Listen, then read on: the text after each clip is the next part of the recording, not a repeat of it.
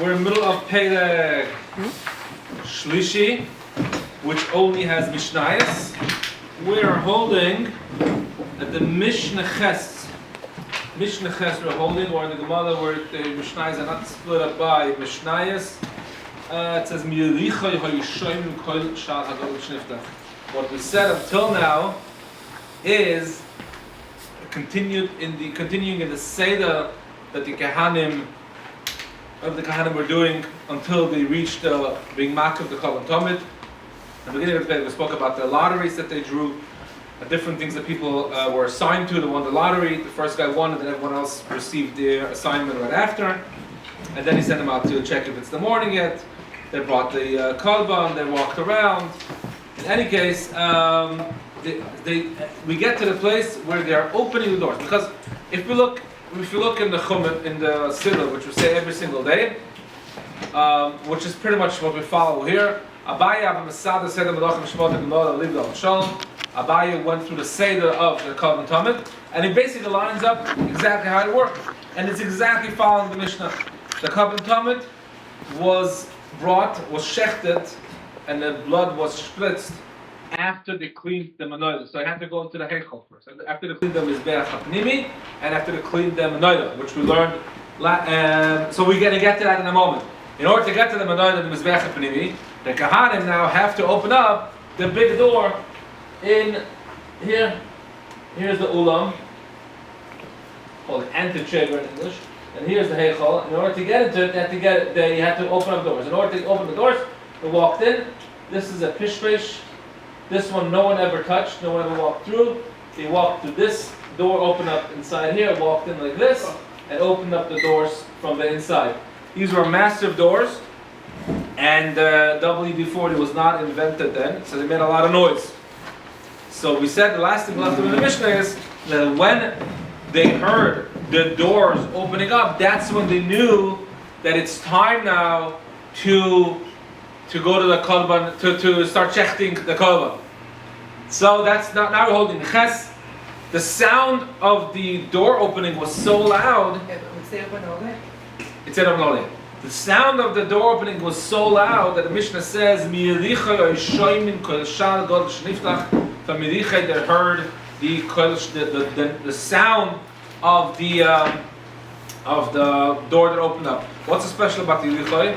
And Yerichai was about, I think I checked it up, 35 air miles away from Yerushalayim. So are we talking about Yerushalayim is here in 35 air mile radius? Did you hear the noise? Or was it just Yerichai? So we know, in this week's parasha, the Moshe Rabbeinu sent Meraglim, and later on we know Yeshua also sent Meraglim, and Yeshua sent Meraglim, and the first stop was Yerichai. That's what the whole story happened with the lady that hit him in the attic here. And we know why Yerichai, because Yerichai is Man'ula Shel Asal. This is the lock, this is the key, this is the gate to Etzasal. So Yerichai had a very, and when he actually conquered Etzasal, Yerichai was the first one. They sounded the shofar and the walls fell down. So Yerichai had a very special thing. So Yerichai is open in the morning? It was open in the morning. So Yerichai was considered, I saw some say Yerichai was considered a Tlumot, like the first city in Etzasal. It's actually called the oldest city. If you look at the map, you'll see that the oldest city is the lowest in the sea level, and many other things. But Yerichai, Yerichai was about 35 air miles away. So, if you look at Yerushalayim, if you look at Beis Hamikdash, if you ever in Yerushalayim, the old city of Yerushalayim is actually on a slope higher than the Harabayis. In order to get to the Koisel, you have to walk down many steps. Turn around from the Koisel, you see the other side, you see steps going up. So, pretty much anything that happened in the Harabayis, the surrounding area was with mountains and trees and buildings, so the sound couldn't travel. But towards Yerichai, which is the opposite, Yerichai goes into the Shtachimes today, they go eastward, a little bit north and east, there's really nothing there. So technically the sound traveled in that direction, or only that direction, because there's nothing blocking it. Another meforshim says that Chizkiyahu HaMelech built himself an escape tunnel. The tunnels went from Yerushalayim until Yerichai. And the sound basically traveled in the tunnels, and that's the only Yerichai heard those sounds. And other people say it's just a miracle. The Licha, because being Man'ula Shatzal, because it was the opening, the holiest, after Shloimy, one of the holiest cities, so that's why over there was heard. Over there we heard the door, the great door opening. The same thing also they heard. Magrefa is a shovel, but here it means a special instrument that looked like a shovel. You were able to play 10 tunes at a time, or something like a interesting instrument. Organ. What? Like an organ. Something, yeah, it was like a... I don't believe they had an organ in English, but it was some kind of an instrument that looked like a shovel, and were able to play many different tunes at the same time. I heard the sound of the Levim singing. Ben Azam was the guy that started off the Levim, started off all the people that had any musical instruments, and he would bang these huge cymbals together, and they heard it until Lichai. From Lichai they also heard the sound of the flute, because the flute apparently had a very loud sound. They heard that as well. Also they heard the sound of Givini waking up the Kohanim, getting them to come do the Avoda. The first guy that was assigned to this job, his name was Givini, and afterwards everyone that was assigned to this job was called Kohen Givini Akados, the sound of Givini, the one that wakes up everyone. We had this already, that Ben Kotin created the wheel that lowered and raised the kiyah at night. In the night it lowered it, and in the morning it raised the kiyah so the water doesn't become tamei. Muchni is the wheel. Again, there was no WD-40 and it made a lot of noise. And in Nichad I heard the noise, the kiyah going up and down. They also heard the sound of the, again it says it again, it really here is the right place, that in the Nichad they heard the sound of the Levim singing. Every day they blew the shofar with the Tamid, and they heard the shofar.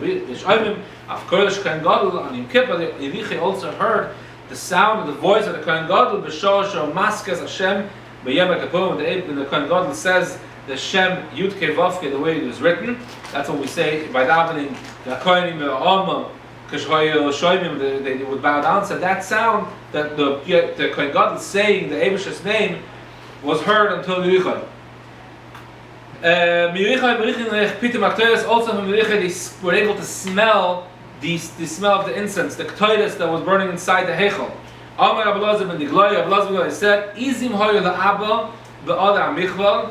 My father was a shepherd. He owned many sheep, and they smelled it in the mountain of in the cities of Michval. The city of Michval I saw it says it's in the Eretz Yazer.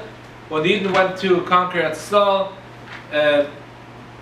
God, the Uven, and Chatzi Shevet Menashe stayed on the other side of the Yarden, and I believe Menashe had, or I forgot who had, Eretz Yazer, which is, Yericho is a little 35 miles, this is like another, I don't know how many miles, the same direction to Eretz Yazer. So that's, they were able to smell the Pitim HaKtoides, and what did they do?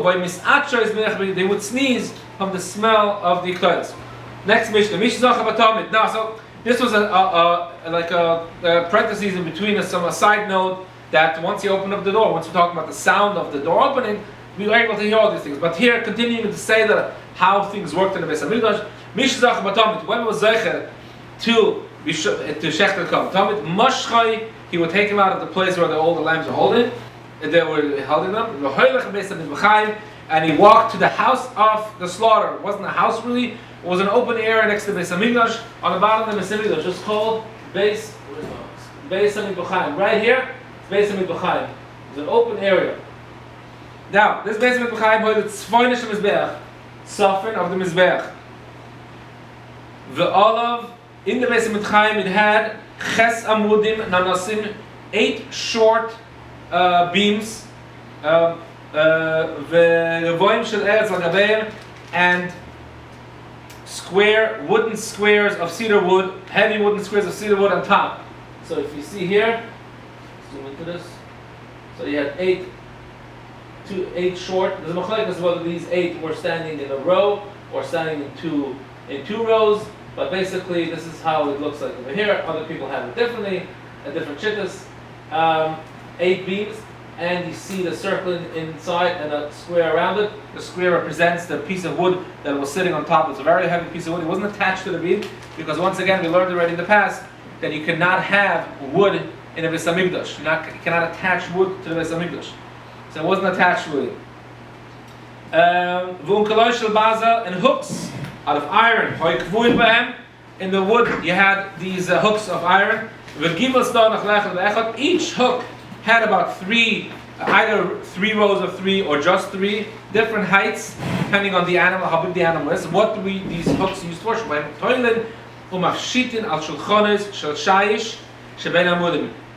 Over there they would hang the animal. They would hang the animal on the hooks, and then they would put the animal on the tables, which were right in front. These tables were made out of marble, and they skinned and filleted the animal and they cut it into parts, which we're going to see in the next perek. In the next perek.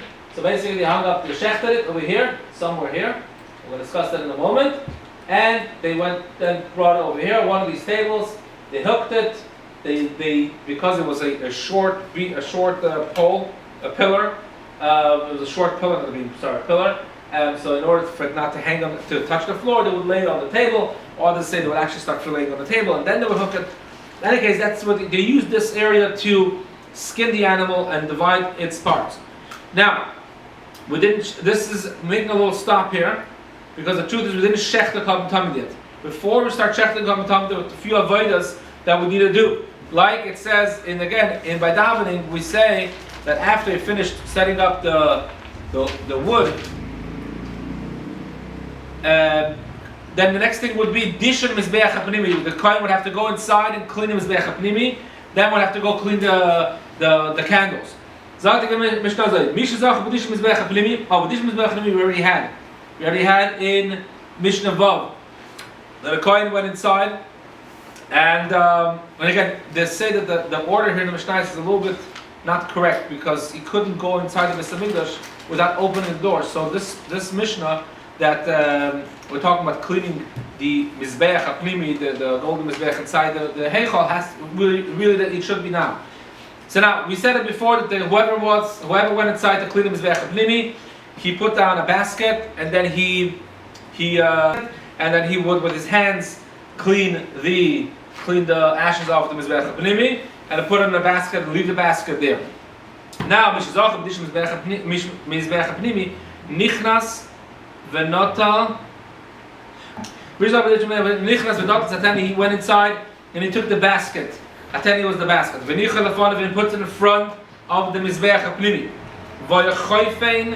With his hands, with his bare hands, even though it was ashes and he made his hands dirty, but it was a chiv mitzvah. They like to do this mitzvah by hand, and they would gather the ashes with their hand. And would put it inside the basket. When he finished gathering most of it, so now he cannot grab it and make a fistful with his hand. What he would do is keep it as a shalder. He would gather everything into the basket. And he leaves the basket on the floor. The Kohen that was with this Mizbeach HaPnimi, he walks out, leaves the basket for later, because we're going to put more stuff inside, and only later will we remove it. Whoever was Zoiche with cleaning the Manoila, Nichnas Umotza Besneilos Miznochias Doikas. He would find 2 candles burning. Now, obviously this Manoila is not our liking. We have to change this. There is an opinion that the Manoila was not facing Mizach Tamayla, but rather Dodam Tetzaf. 2 opinions. So Machlaikas in a different Gemara. Now, the rebbe has, when we know the rebbe, we say, what's the rebbe's first book that the rebbe published? Is Haim Yoim. The rebbe published Haim Yoim. However, there's actually an earlier statement that the rebbe prepared for publishing, which was on Shloimy and Metalis, on ב-ל. Prepared, even drew a blatt. But it's actually even an earlier sefer. In 1938, in the beginning of Tavich Tzadik Tes, 1938, 1939, the Friedrich Rebbe asked the Rebbe to write an explanation of this Mishnah. There's a Mishnah here, there's a Mishnah in Perek Vav, that contradict themselves a little bit. And then there's obviously Mishnah other places. Then there's a Rambam and other Mishnah, other Pirushim, and basically the Rebbe asked the Rebbe to make us say this whole thing. And from it we have what we know now today. It's called the Shima Samanoila. And without it, it's really hard to learn this entire thing. But that's what it says. It says that in Pashas Emor, when we're talking about lighting the menorah, it says that the Aaron would walk into the Mishkan and Yarich Oisoi, he would clean out it, not them, he would clean out it, one candle. And then it says, Ner Tamid, there was a candle that lit forever. So the Gemara says, we learned from here that there was one candle that stayed lit forever. And what we call it now, we call it the Ner HaMalav. That's what the Gemara says, it's called Ner HaMalav. Now Ner HaMalav means obviously it's Tamid side. So there's actually machlokes which one is considered Ner HaMalav. According to the opinion that the menorah was from Dawn to Tzaf, and each one of them were close to Ma'ilif. No one was closer to Ma'ilif than the other candle. So there's a machlokes which one is that. When it's talking about if the menorah was standing like this, then the Ner HaMalav, the candle over to Ma'ilif, is really this one. However, it's not so, and we see this in the Mishnah, and the Rambam explains it like this, and the Rebbe goes into a whole arichos to explain this. The Ner HaMalav is actually the second candle on the Mizbeach side. So when the Kohen walked in to clean out the menorah, until the time of Shimon HaTzadik, there was a nace that the candles stayed burning the entire night. 2 candles stayed burning the entire night. It couldn't be one, because it says that they have to clean out neirois, so therefore it had to be 2 at a time. So 2 candles stayed lit. The second one is called Ner HaMalav because out of the 2 candles that stayed lit, the one closer to the Kodesh HaKadoshim is called Ner HaMalav. So this is our mission that says here. Nichnas, if you walked in a Motzeh based Neilos Mizrachiyos Doikin, if you found the 2 candles all the way to Mizrach side burning, which that was a nace that happened only to the time of Shimon HaTzadik, Medash and Asashad, the other 5 candles that are there that are not lit, he would clean out, take out the oil, put in new wicks, etc. And that's all he has to do now. And he leaves the other 2 burning. And then he would go out, and the Kohen would continue the process with the Tamid, and later on he would go in to do the other ones. And this we see also in Anabai Masada, it says, Vatavas Chomesh Neilos, he would clean out 5 candles, then he would spritz the Tamid, then he would go back, the Kohen would go back and continue with the other 2 candles. What if, after the times of Shimon HaTzadik, when the candles were not lit, Matzon Shekavu, if he found that the 2 candles in there they're not burning anymore, Medashnon, he cleans out, he doesn't do a full cleaning, it takes off the char, the top of the wick, and he relights those 2 candles from whatever is lit, and then he cleans out totally the other 5 candles. Why does it have to be this way again? Because when you clean out the candles, the pasuk says neidois, so it's multiple, so you have to do at least 2 at a time. And that's the seder. He would relight the 2, clean the 5, walk out. The Evan said if there was a stone right outside the menorah, above Gilul Milas, there were 3 steps. The Kohen would stand on top and clean out the candles. Because it says, when you come to light the candles, that's what we learned, that we have to go up some steps to light the candles. Also, other people said the opinion is, because if the Kohen Gadol was lighting the menorah, his hand could not go above the tzitz. The tzitz says Kodesh Hashem. In order for him not to raise the hand above the tzitz, so he would have steps, so that he would not have to raise his hand above the tzitz. That's another reason why we had steps. That's where the Kohen would stand and he would clean the candles. Maniach is a kuz. The kuz was the vessel that had the oil. He would leave that vessel on Maila Shni on the second step. Why second step? It's discussed somewhere else. And he goes out. So now we just finished the entire thing until we mamish right now we're holding by the Tamid. We did everything until the Tamid. Right now comes the Kohen Tamid. Zog the Mishnah.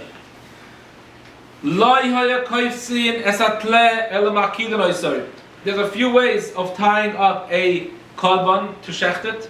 One of them is tying all four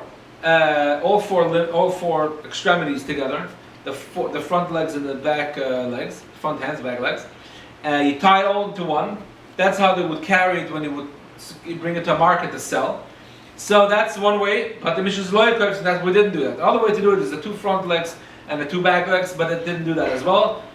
Eloma Akidin, I said they would do it like Avram Avinu did for Yitzchak Avinu by the Akedah, which was what? The right front leg with the back right leg, and the left front leg with the left back leg. So not the two fronts together, the back together, or all four, but right, left. And when they actually brought the korban, this is what it looked like.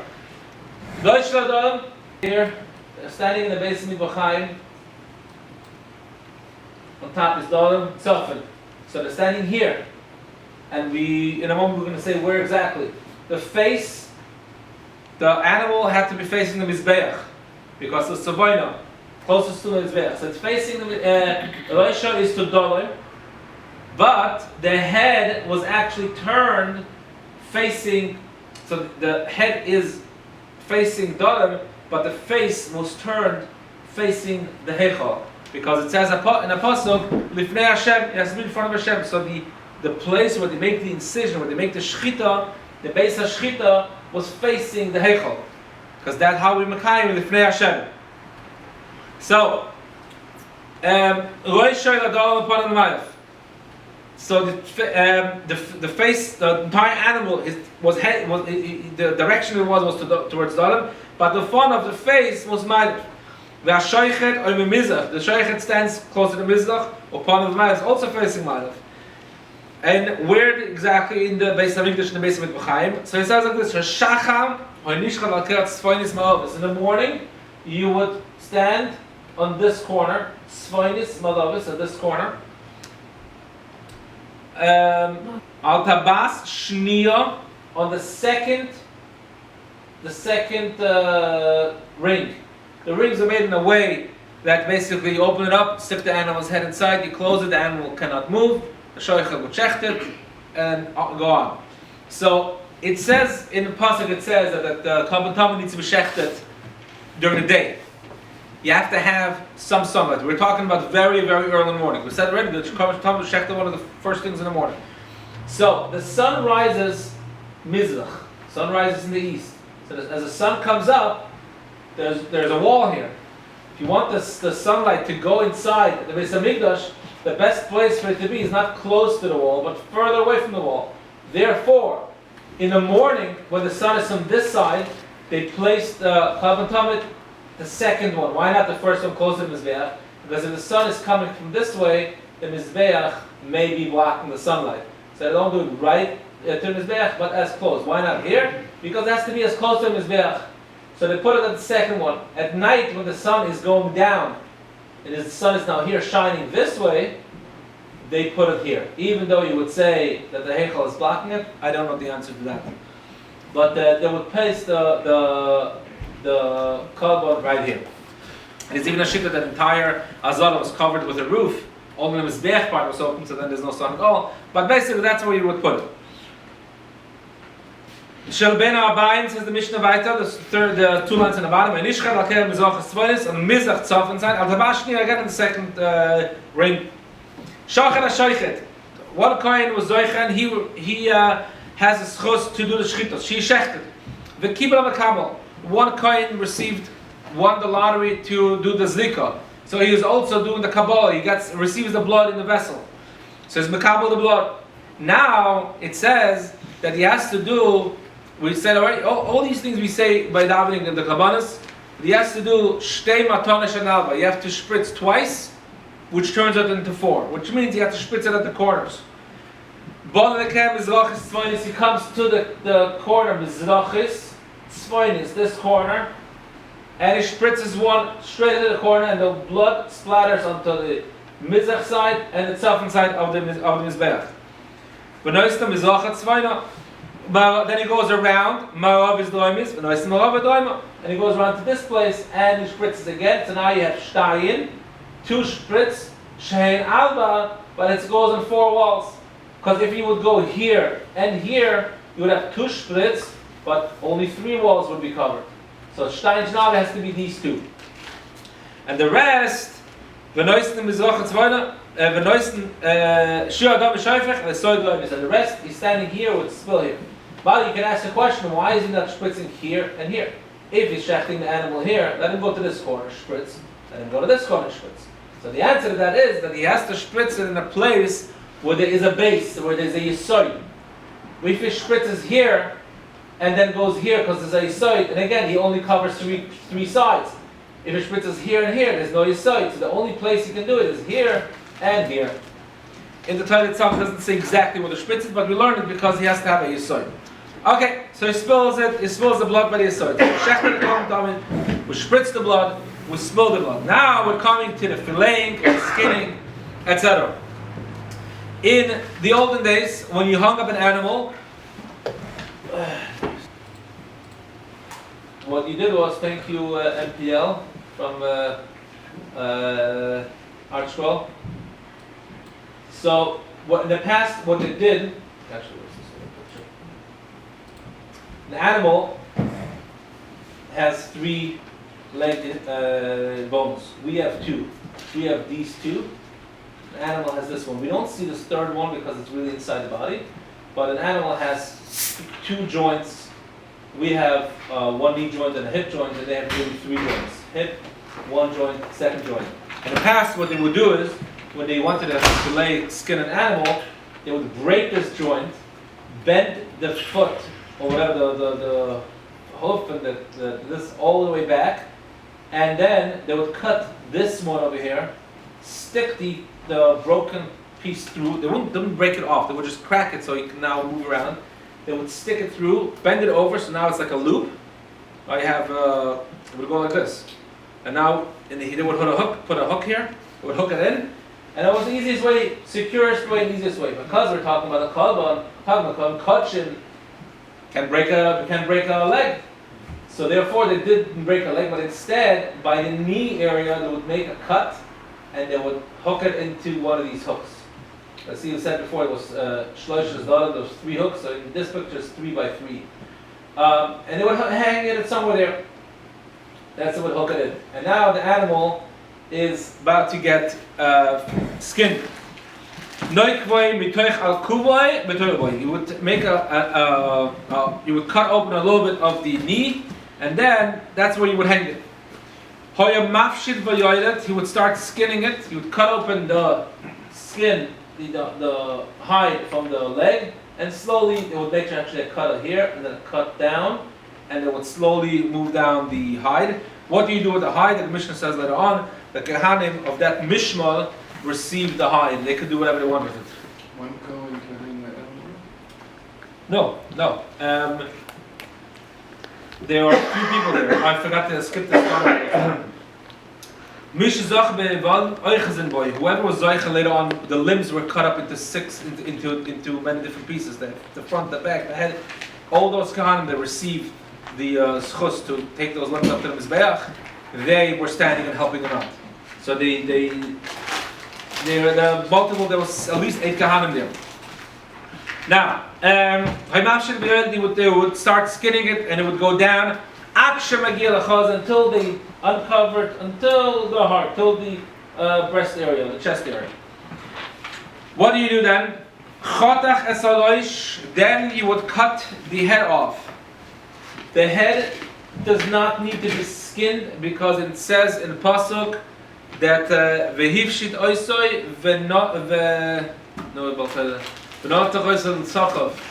that after you do the hivshit, after you skin it, then you cut it into parts. The head, once it was shechted, it's considered a part already, so you don't have to cut it off in order to make it a part. It's already a part. Only the parts of the body that you still need to cut it into parts, those parts you have to skin it. So the head stayed with everything on. So now you would cut off the head. Head is already cut halfway, and he would cut it off totally. Where exactly would he cut it off? It says he with one of the vertebrae, he would cut it off. It says in a different one. The nosnoi lemishazachboy, he gives it to the first kohen to stand. You hold on to this. You're going to bring this back, but don't go yet because you're also getting a leg. Then chotach esakloayim. Now, the legs we said have 3 parts. Kloayim is the bottom that hits the ground. On top of it, the back it's called negel, foot, and the front is called yad, hand. On top of that, you have the thigh, the yodich. So, klo'ayim are these 4 things. So now when the Mishnah said that chotach es ha-klo'ayim would cut all 4 klo'ayim, v'nosnan the Mishnah Zachaban, and he gives it to the next Kohen that it was Zoichet to bring those 4 pieces to the Mizbeach. Molak as a hefshed, and he continues skinning. Yeah, he finished skinning the animal, and now here now really he has to cut open he has to clean out the heart from the blood. In order to do that, you have to cut through the cavity of the animal. So now he's standing by the heart. Where's the other picture? Okay, there we go. So he's holding here. You have to cut this open in order to get to the heart. Now when they shecht an animal, what happens is whatever blood comes out goes to the Mizbeach. Leftovers is on the side. All the blood that stays inside the body eventually pulls back into the heart, into other parts, the lowest part of the body. Or some will drip out. But at this time, it is very possible that a lot of the blood already congealed at this point. A lot of the blood in the heart congealed. So what you would have to do is leave the heart inside. When you would cut open the heart, cut as a lady, you cut open the heart, the hoitzi literally physically need to take out the blood because it was congealed, you have to take it out. Hoitzi is done. Then chotach es yadayim, then he would cut off the yadayim, the front legs. So not the bottom, the second piece, from the front. V'nosnan lemisha zachaban, he would give those legs whoever was zeicher. Allah, he would now go up. We cut open, so right now we already don't have the head, and we don't have the klo'ayim, and now we also don't have the yadayim. So right now this animal is basically, think of it as this way, this is left. Now he goes up. Right, the animal's hanging like this. See, Allah, the regular one, it goes to the right leg. He hung it up on the left leg, because that's the last thing he cut, so he went to the right leg. So we have here, the eye is already missing. We have here the leg. And he cuts down the right leg. And he gives to one Mozoicha, which I believe was the same guy that received the loish. Gives to the same coin that received the head. And when he cut off the right leg, ubeitz beitzim imo. The korban tamid was a korban oila. A korban oila is tamim zachi akav, has to be a zacha. So the testicles that were part of the animal were cut off with the right legs. And now the Mishnah says, really this should have been written earlier. Now it says you would cut open the entire animal, so the inside would be revealed. But that happened earlier with the heart. Nimtza kule gol, the front of the entire animal, inside of the animal was revealed in. So now you have the entire animal open. So now you have to take off. Where's this? Lining of fat, puddle around the stomach. So if you have the animal open, you see this puddle. Not as a puddle, but take the fat, take the entire fat out. When he gave the kohen the head of the animal, he turned it upside down, and we'll see on exactly how the kohen held it. The incision part, where the shechita was and where they cut off the head, was revealed, and it was bloody. They covered that with the puddle, with the fats. Not as a klavayim, then it would go into the kelev and klavayim. This is the innards. When you give it to the kohen that is zoichet to deal with the klavayim, what does the kohen do? He goes with it in a different place, lehadicham. He goes to wash them out. So the Mishnah says, ve'akeres, the stomach, which includes the 4 stomachs. The hemses, what are they called over here? The keres, the 4 different parts, cable, keres, hemses, all the different parts of the stomach. That they would clean in the house of medichin, which is right over here, lishkas of medichin. You would clean it here. This is where that would be cleaned. But the klavayim, they cleaned it on the spot, on the tables. What? No, it's almost bad. It's oilot. It's all in there. So the keres, the stomach, it doesn't say how many times you should wash it out. Wash it out until you feel it's clean. The klavayim, you had to at least wash it 3 times. That's where all the intestines, everything that's inside the intestine that would be excreted outside. So that had to be cleaned well at least 3 times in order to make sure that it's very clean. Bemiutan, at least 3 times. Where was it cleaned? Al shulchanes shashai sheben amudim. It was cleaned again in the place right here, on the marble tables that are between the beams, the poles. Not as a sakin. Now he would take the knife, and he wouldn't cut out the following. He would just separate. Vehiflish esaveya min hakavod. He would separate the lungs from the kavod, from the kidney, from the liver. And the liver had also something called etzba kavod. Whoever can read that in English, go ahead. I don't know how to read this. C-A-U-D-A-T, lobe. Lobe, I know. Quadrate lobe? Yeah. No, they have a meforshim on the art scroll. Even art scroll. Not as a sakin mishaleya min hakavod ve'etzba kavod min hakavod. He would separate these parts. Why would he separate? Not cut it off. Separate it because once you start cutting the animal piece by piece, each piece would have its organ coming along. He would not remove it. Now, he opens up the chest cavity, and and he gives whatever, the chest cavity, I guess whatever's inside the chest cavity, he removed that and gave it, not the heart though, and he gave it the mishazachaba. Now, he's standing here, where's this picture again? So, he filleted everything, he separated the lungs with the kavod, with the liver, and he removed the chest area, whatever was in the chest area. All of the doifenai he goes up the right side. This is the right side over here. He goes to the right side. He would cut down from the back. Not from the back, from the second rib till like 2 ribs over here. The shnei slois mata, the second ribs over here. Here's the shnei slois mata, the ribs here would cut it until the second rib.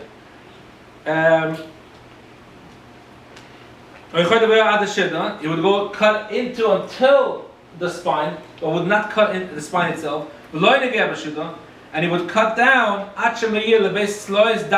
He would totally get to the thin 2 ribs. Then he would cut out that entire right side. He gives it a kohen that was zoichet to take up the right flank of the animal. What was attached to the right flank? The kavod, the liver, was hanging through it. Now we're dealing with the neck.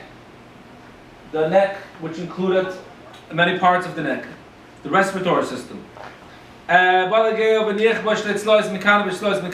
he would separate 2 ribs from the top, 2 ribs from the bottom, and then he would cut the middle part out. He would cut out the neck. What was connected to the neck? Hakone, the trach, v'halev, and the heart, v'haleya, and the lungs. So the neck included the neck, whatever was left of the neck part once you cut off the head, and the trach, and the lung, and the heart. So now what do we have left? We have the this is missing, the right side is missing, the whole front is missing. Right, you only have the left side left. The smallest comes to the left side. The niach b'shtei tzlois dakas milamaynish so dakas milamat, and again it leaves 2 ribs on top, 2 ribs on bottom. And what happens is, and he cuts down that thing. The same thing also 2 on top, 2 on bottom. That's when you cut the right side. You do the same thing.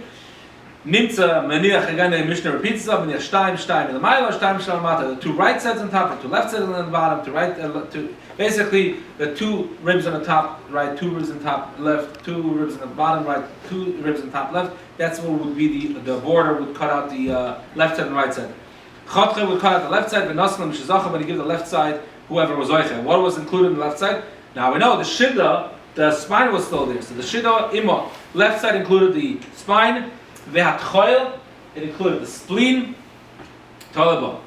Vehi oisa gdoila, it was really a bigger part because it had the spleen and the spine. But the right side only had this part of the animal. However, in weight, El Shalmin Kohen Gdoila would call the right one the big one. So the kohen would grab it with the right side. Sha'kavod, Tuluba was the kavod, it was heavier and heavier organ. It's a solid organ, and the kavod was there. So that was really called gadol, even though the other one was larger with the spine and everything. Now, what do we have left? We have the back part of the animal left. Everything else is gone. We've got the back part of the animal. The back part, chatocha, you would cut it out. until the leg. Whoever was zoicha with that part, he received the schwanz, the tail, the etzba koved, which I said before, and the two kidneys. Not as a leg. Now he just took off what was left, which was the left leg. What was left of the left leg? And chatcha, which technically doesn't need anymore because it's already cut up. And also what he gives was zoicha with them.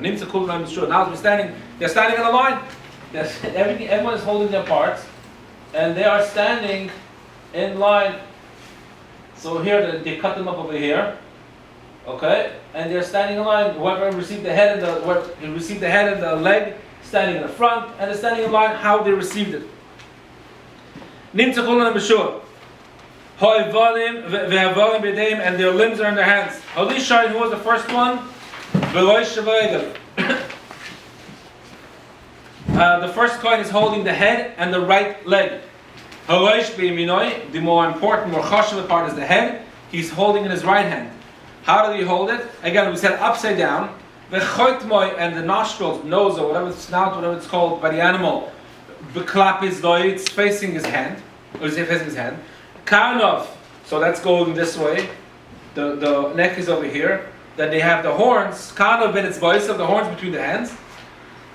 The incision, the shchita part is on top. Like we said before, the fats, nasan aleo is on top of the opening. That's how he would bring it to the Mizbeach. That's in his right hand. The right leg is in his left hand. And now where he would start cutting off, skinning the animal, that incision was on one part of the leg, on the inside, that would be facing out. The basic leg was in a certain way. That's the first coin. The second coin, he's holding the shtei, the two front legs. The left, right, and right, left and left. And again, the way they started cutting it, that's how that was facing out. The third coin is ba'oiketz. He holds the back part of the animal, which means the tail, the kidneys, and beregel, and one left leg. The back part is in his right hand for aliyah, and the tail is tangled between his fingers. And the second part of the kavod, which is called etzba kavod, it's like a finger breadth wide, and the two kidneys with him.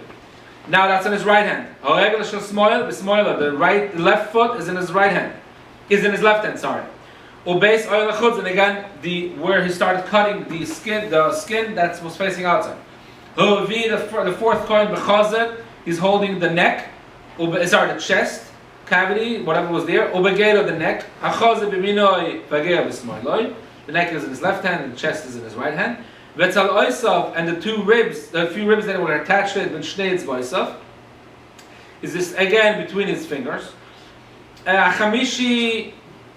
again, here it doesn't have to include, but the heart and the lungs were also part of it.